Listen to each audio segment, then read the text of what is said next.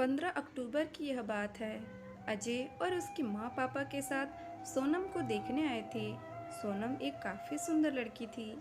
अजय को वह पहली नज़र में ही बहुत पसंद आई। उसने सोनम को रिश्ते के लिए हाँ कहा और सोनम से भी पूछा, तुम्हारा क्या निर्णय है, क्योंकि तुम्हारा निर्णय ज़्यादा महत्वपूर्ण है।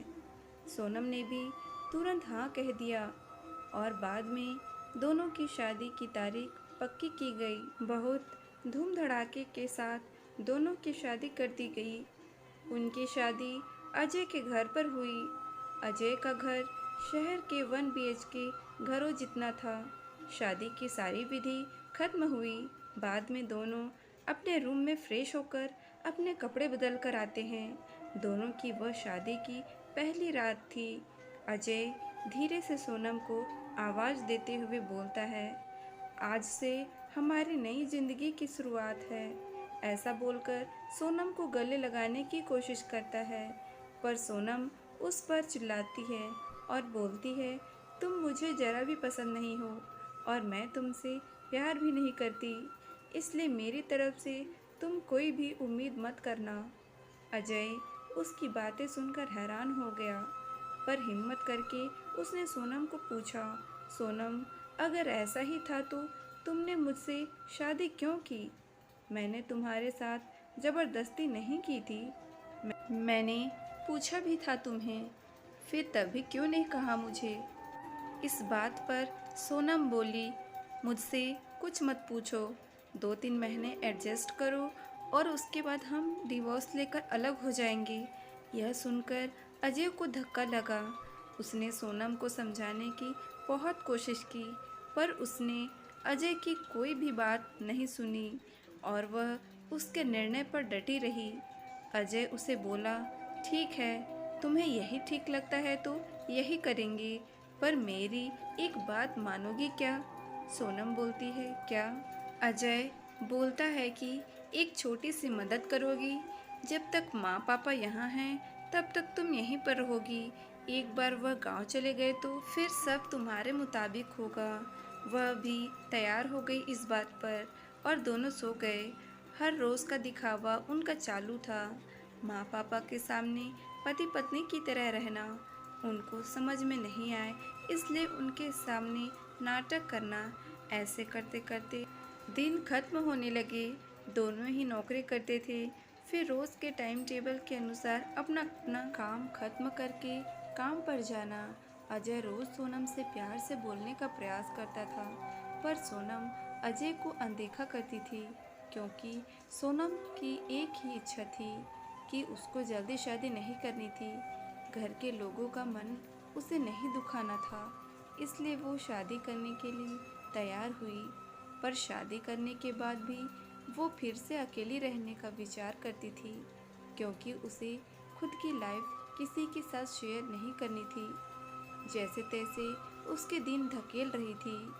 अजय मात्र उसे हमेशा अपनी पत्नी का दर्जा देने का प्रयास कर रहा था, पर सोनम कभी भी अजय को पति का दर्जा नहीं देती थी। एक दिन फर्श पर पानी गिरा हुआ था, तब सोनम का पैर उस पर अचानक से फिसला और उसका पैर फ्रैक्चर हो गया। अजय तुरंत उसे डॉक्टर के पास लेकर गया। उसका इलाज होता है। डॉक्टर कहता है पैर पर जरा भी जोर नहीं देना है, उसकी काफ़ी देखभाल करने के लिए बोलते हैं। फिर क्या, अजय उसका बहुत ख्याल रखने लगा। हर रोज़ उसके पैर की मालिश करता था। उसका पैर फ्रैक्चर होने के कारण उसे ठीक से खड़ा भी नहीं हुआ जा रहा था। घर के काम और खाने की जिम्मेदारी अजय पर आ गई थी, पर अजय को तो पहले से ही ये सब की आदत थी। इस वजह से उसे कोई दिक्कत नहीं थी। अजय रोज़ खाना खुद ही बनाया करता था।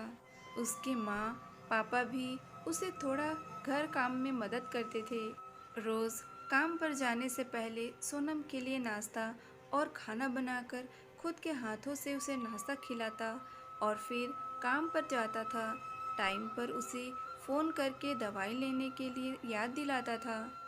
काम पर से आने के बाद सबसे पहले उसके पैरों की मालिश करता था। उसे थोड़ा चलने के लिए मदद करता था। कोई भी काम हो उसके लिए मन से करता था। फिर भी वह अजय को प्यार से नहीं बुलाती। उसका मन अजय को स्वीकारने के लिए तैयार ही नहीं था। एक दिन सोनम को देखने के लिए उसकी सहेली आई। उनकी बातचीत चालू थी। तब अजय दोनों के लिए नाश्ता बनाकर लाया। फिर वो सोनम से बोला, मैं ज़रा मार्केट से हो आता हूँ, थोड़ा सामान लाना है। तुम दोनों को कुछ चाहिए तो बता दो। सोनम बोलती है, नहीं अभी कुछ नहीं चाहिए, तुम जाकर आओ। सोनम की सहेली को अजय को ऐसे नाश्ता लाते देखकर धक्का लगा। उसने सोनम को पूछा, सोनम घर के काम सब तुम्हारा पति ही करता है क्या? हाँ वही देखते हैं, मेरा पैर फ्रैक्चर होने के बाद से। सोनम की सहेली सोनम को बोलती है कि तुम बहुत खुशनसीब हो जो तुम्हें इतना प्यार करने वाला पति मिला। सोनम के चेहरे पर मात्र प्रश्न चिन्ह था। तभी सोनम बोली, इसमें इतना खुशनसीब होने जैसा क्या है? उसकी सहेली बोली, अरे मेरा पति मुझे पूछता तक नहीं है कि कैसी हो तुम, खाना खाया कि नहीं, और मेरे पति ने आज तक कभी मुझको चाय तक नहीं पिलाई। मुझे भी लगता था मेरे पति भी मेरा ख्याल रखें, ज़्यादा कुछ नहीं पर प्यार भरे शब्द ही बोले तो बहुत होता मेरे लिए। बहुत इच्छा होती है यार, पर इसके बजाय मुझे हमेशा निराशा ही मिली। बहुत मन दुखता है मेरा यार। यह सब सुनकर सोनम विचार में डूब गई। उसके मन में अजय के प्रति प्यार जागने लगा। अजय का प्यार उसकी आंखों के सामने आने लगा। वह उस पर जान छिड़कता है, यह उसे समझने लगी। अभी धीरे धीरे सोनम को भी अजय से प्यार होने लगा था। वो उस पर विश्वास करने लगी थी।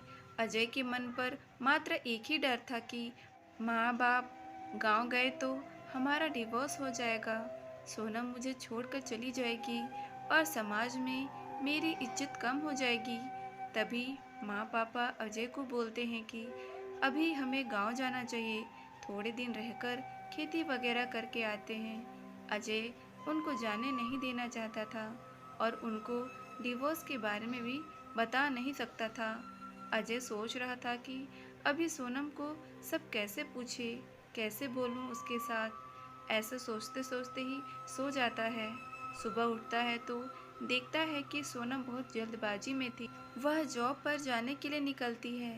तब जाते जाते सोनम बोली कि अजय टिफिन बनाकर रखा है, लेकर जाना, कपड़ों को इस्त्री करके रख दिया है और नाश्ता भी करके जाना, और हाँ आज घर पर जल्दी आना। यह बोलकर निकल गई। अजय मन में ही सोचने लगा कि जिसने आज तक एक गिलास पानी तक दिया नहीं, आज अचानक ऐसे उसने इतना सब कैसे किया। अक्षय का मन बहुत अशांत हो गया। वह भी सब काम करके ऑफिस के लिए निकल गया। उसके मन में बस इतना ही चल रहा था कि आज हमें डिवोर्स के बारे में बोलना है। शाम का वक्त होता है। सोनम के बताने के अनुसार अजय जल्दी घर आ जाता है। सोनम ने खाना बनाकर सब काम निपटा कर रख लिया था। घर पर आते ही उसे चाय देती है। यह सब अजय के लिए नई बात थी। चाय पीते पीते अजय धीरे से सोनम को पूछता है, सोनम तुम ठीक तो हो ना? तुमने निर्णय तो लिया ही होगा ना?